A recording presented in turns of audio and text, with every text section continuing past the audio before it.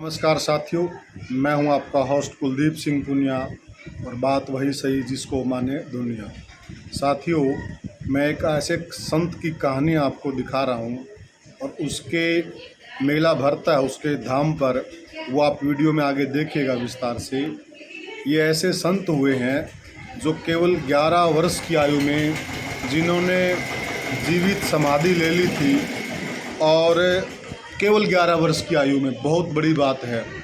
और वो भी अपने तप और शक्ति के द्वारा इन्होंने जीवित समाधि ली थी। और सुनने में ऐसा आ रहा कि उस वक्त धरती माँ ने इनको अपने आप धरती चीर के अपनी गोद में स्थान दिया था। और ऐसे महान संत बाबा हुए हैं बुनगर जी महाराज। और जिस दिन उन्होंने समाधि ली थी वो श्रावण का महीना था और 9वीं तिथि थी उस दिन से लेके आज तक हमारे गांव में प्रबल आस्था है। और इस दिन बड़ा जबर मेला भरता है और दूर दूर से लोग बाबा की पूजा करने के लिए आते हैं, धोख लगाने के लिए आते हैं। देखिए आप विस्तार से वीडियो के अंदर। अब हैं हम बाबा भुनकर के डेरे में और आज है 9वीं श्रावण मास की 9वीं। और जो आज का विशेष महत्व इसलिए आज के दिन का कि इस दिन हमारे जो बाबा जी हैं वो केवल 11 वर्ष की आयु के में उन्होंने श्रावण मास की 9वीं के दिन जिंदा समाधि ली थी। और उस दिन से लेके आज तक इस दिन को गांव में मेला भरता है और एक फेस्टिवल के रूप में, एक त्यौहार के रूप में इस दिन को मनाया जाता है। ये आप जो देख रहे हैं इधर पूरी सजावट, साज सज्जा, ये मंदिर है, मुख्य मंदिर है और यहीं पर बाबा की समाधि है। और बाकी आप ये शिव मंदिर है, और ये जो मंदिर है ये बाबा बजरंगबली हनुमान जी का मंदिर है।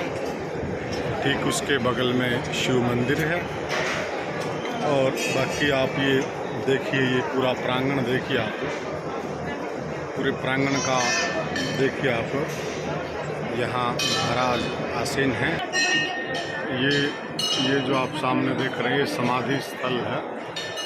और ये समाधि स्थल के बाहर का जो गलियारा है, इसी गलियारे से उस तरफ से पूजा की जाती है।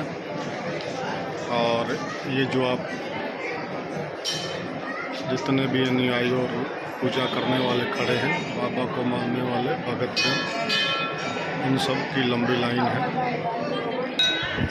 ये समाधि स्थल का उत्तर दिशा का मुख्य द्वार है, जिसका मुख उत्तर की तरफ है। यहीं से शुरुआती काल से ही पूजा होती है बाबा भुनगर जी महाराज की। और ठीक पहले यहाँ एक बहुत छोटा सा मठनुमा एक आकार का छोटा सा भवन था। उसके बाद जो ये बड़ी बिल्डिंग है, जो मंदिर जो मैंने आपको पहले दिखाया है, इसका निर्माण करीब 2000 के आसपास हुआ था। और 2000 और 95 के बीच में उसके बाद ये बड़ा भवन बना था। उससे पहले यहाँ एक छोटा मठनुमा, जो पुराना अखाड़ा परिषद, अखाड़ा परंपरा के मठ जिस प्रकार से बनते हैं उसी प्रकार का एक ढांचा था। उसके बाद फिर यहाँ इस प्रकार का ये भवन बना। इस पे भी नज़र डालिएगा। श्री श्री 1008 सिद्ध बाबा भुनगर जी महाराज जीवंत समाधि, डेरा ब्यानाखेड़ा, जिला हिसार। जो जीवंत समाधि है वो वहीं पर लिखी जाती है जहाँ साधु महात्मा अपनी भक्ति से जीवंत समाधि लेते हैं। वहीं पे आपको ये जीवंत समाधि अंकित मिलेगा, अन्यथा ये नहीं लिखा जाता है। ये आप देखिए, यही समाधि स्थल है, मुख्य समाधि स्थल है। और ये बाबा भुनगर जी महाराज की एक प्रतिमा है जो पत्थर की मूर्ति से है। ये बनवाई गई थी जयपुर से, उसके बाद बताऊंगा मैं आपको। ये राजस्थान में एक कारीगर हैं जो स्पेशल इस प्रकार की मूर्ति वहीं से इसको बनवाया गया था और उसके बाद से इसको यहीं स्थापित किया गया है विधि विधान से।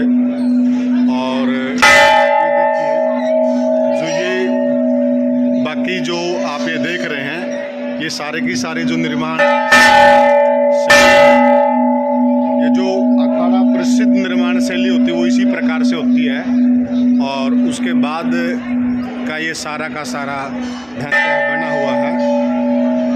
ये देखिए आप, ये जो समाधियाँ आप देख रहे हैं ये वो साधु हैं जिन्होंने यहाँ बाद में इस डेरे परंपरा को चलाया और यहाँ इस सिस्टम को, इसको जीवित रखा। ये वो, और ये बाबा बजरंगबली हनुमान जी का मंदिर मूर्ति है, बाबा बजरंग जी मंदिर है। ये शनि शक्तिपीठ है। शनि शक्तिपीठ का निर्माण भी बाद में हुआ है, ये शनि शक्ति। और ये प्राचीन शिव मंदिर है, ये बहुत पुराना है। और उसकी जो आप वास्तु शैली देखेंगे, जो पुराने शिवालय होते हैं वही पुराने शिवालयों की तरह इसकी वास्तु शैली है।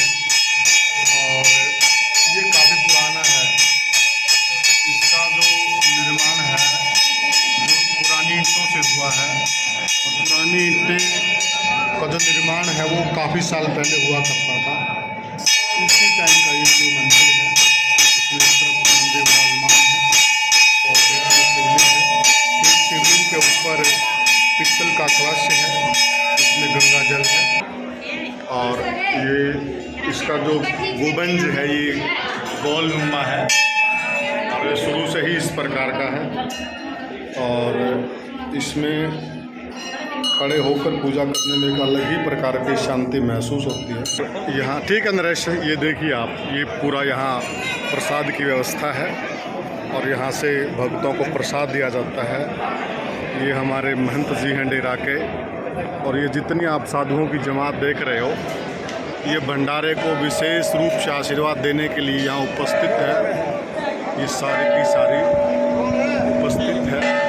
और ये भगत जन है, सुबह से लग जाते हैं ड्यूटी में, जो कि प्रसाद देते हैं। और ये प्रक्रिया इसी प्रकार से चलती है पूरे।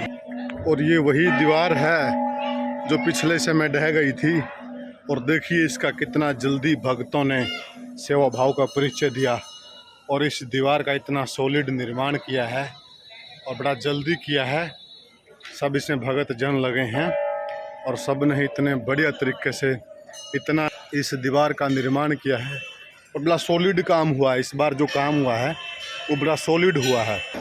ये भी देखिए आप, ये जो योगी महात्मा हैं, ये एक अलग प्रकार से इनका एक पहनावा, एक वेशभूषा होती है और उसी प्रकार से ये बिल्कुल अपने रूप में।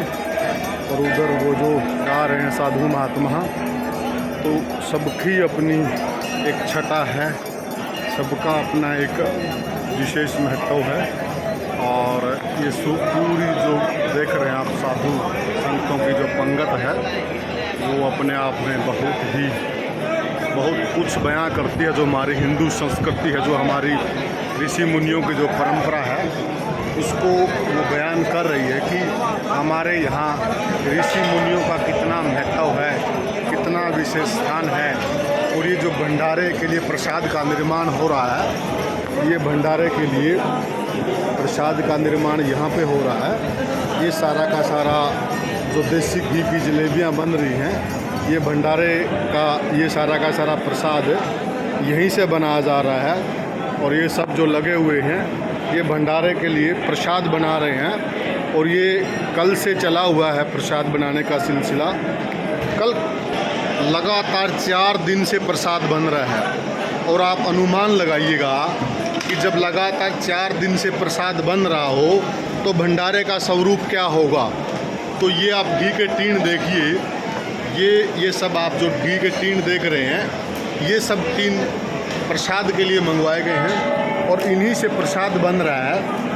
4 दिन जिस भंडारे का प्रसाद बनता हो, आप उस भंडारे की विशालता का अंदाज़ा इसी बात से लगा सकते हैं। राजा राम हैं, गांव के ही मुख्य हलवाई हैं और ये स्वादिष्ट प्रसाद का निर्माण है इन्हीं के कर कमलों और इन्हीं के शुभ हाथों से हो रहा है।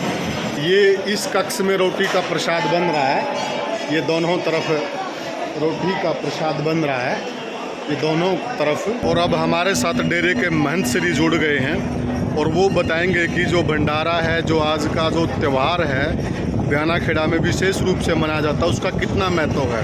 प्रणाम महाराज जी। नमो नारायण। तो महाराज जी बताइएगा, जो दर्शक आपको देख रहे हैं, कि जो भंडारा है ये किस लिए मनाया जाता है और इसी दिन क्यों मनाया जाता है। ये शहीद बाबा भूमगढ़ जी महाराज की जो शहीद समाधि 12 साल की उम्र में जीवित समाधि ली थी जी, उनकी यादगार उपलक्ष्य में मनाया जाता है। ये श्रावण मास की नौमी कर्षण पक्ष में आती है, पहली नौमी मनाई जाती है, जिसको हमारे देसी भाषा में अंधेर और चांदन का प्रभाव बोलते हैं। तो ये अंधेर में आती है और ये बाबा का बड़ा विशाल रूप से भंडारा किया जाता है। इसका प्रचार काफ़ी दूर दूर तक है।